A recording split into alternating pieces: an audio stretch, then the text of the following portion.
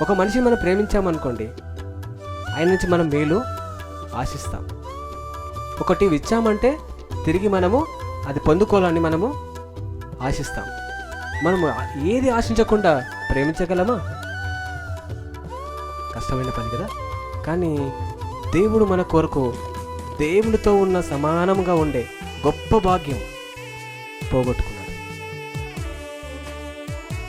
నిరంతరము దేవదూతలతో చేత ఆరాధింపబడే గొప్ప స్థానం పొడగొట్టుకున్నాడు. ఆయన నీలాగా నాలాగా ఈ లోకంకి మనిషి రీతిగా వచ్చి ఆయన పరిశుద్ధుడై ఉండి మన పాపల్ని మోశాడు. ఇవన్నీ స్వార్థమా? కానే కాదు. అంటే ప్రభు ప్రేమలో ఏముంది? నిస్వార్థమైన ప్రేమ.